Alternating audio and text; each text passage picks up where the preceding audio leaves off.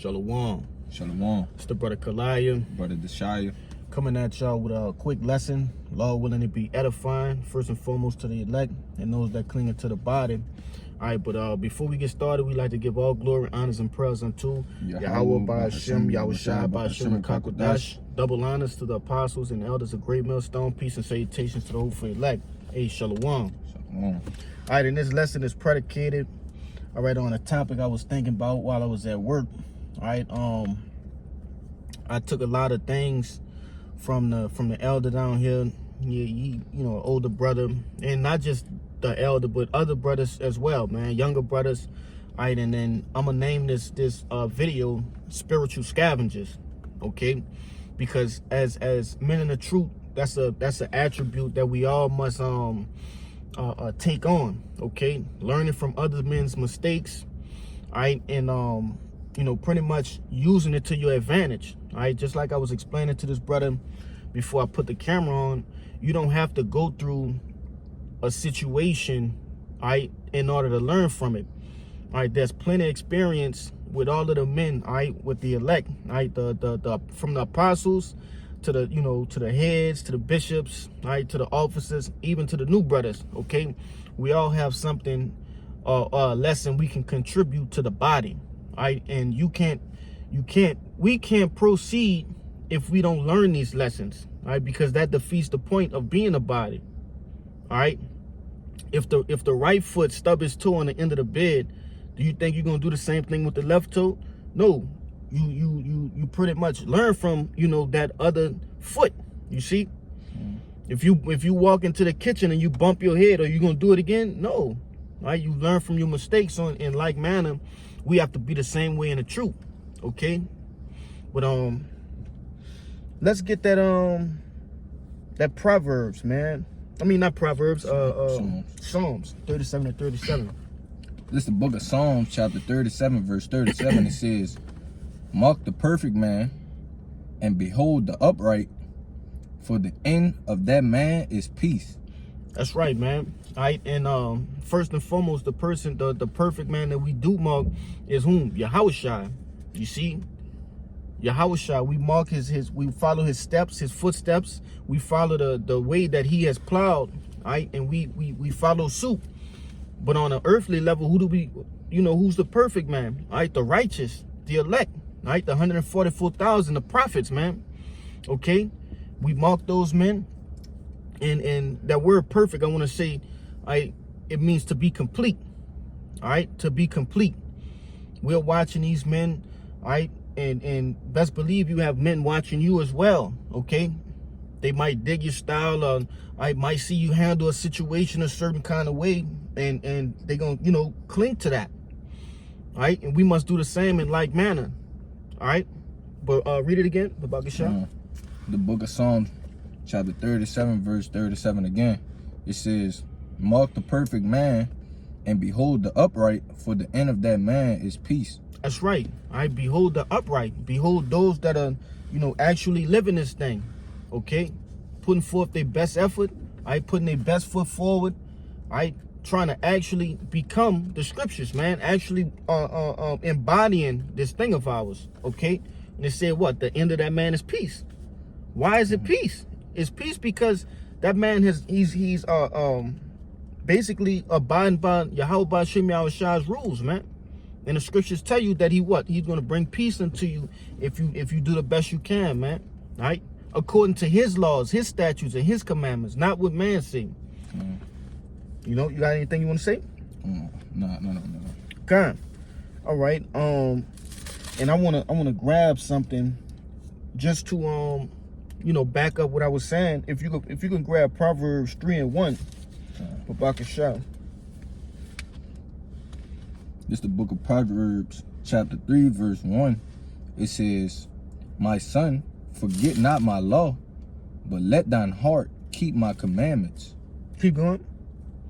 "For the length of days and long life and peace shall they add to thee." That's right. So if you mark the perfect man, as we read in the Psalms 37 and 37, if the perfect man, which is said the upright, okay, that perfect man got to be a righteous man.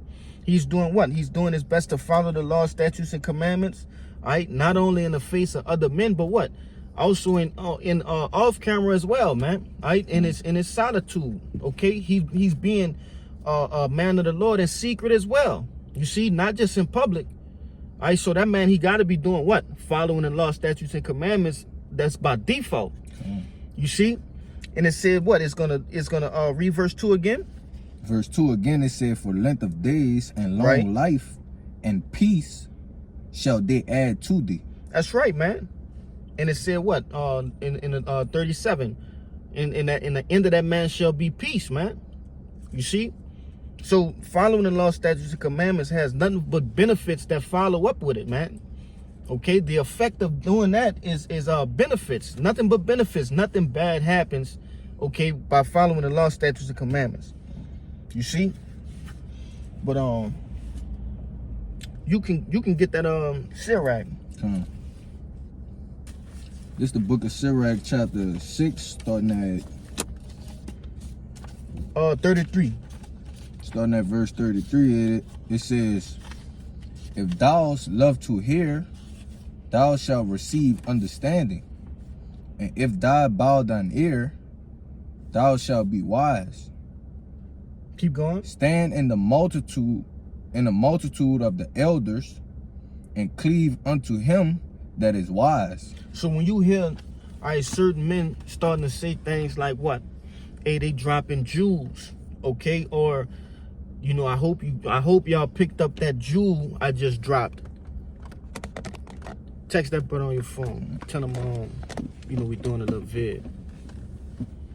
But when you start to hear men say, hey, I'm dropping jewels, or if you ever heard that term in the world, that's what it's going into, man. Okay? If I see a jewel on the ground, if I see a diamond or like some gold on the ground, brother, I'm picking it up. I'm picking it up, man, without a doubt, without a shadow of a doubt. So in like manner, when brothers are dropping life lessons, financial advice, okay, how to deal with the nigga at work that keep, doing passive aggressive shit, okay, and the list goes on and on. All right, hey, definitely. Go ahead. I can say, because that back up your point from earlier, like, because those men, they already went through that, so that it'll be you can learn from them, because they already had done it. That's right, Doc.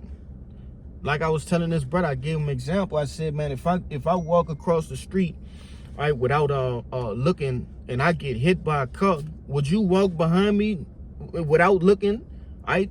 No, because you just seen what happened to me.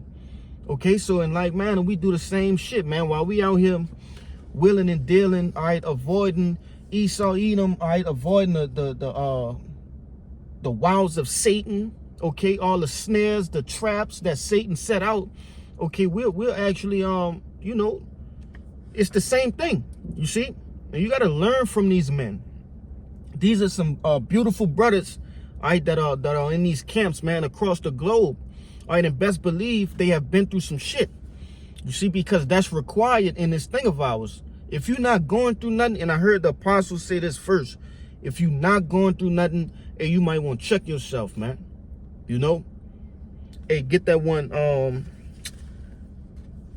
where I tell you where it's, hold that. I'm gonna grab it. This one just came to my mind, Salaga.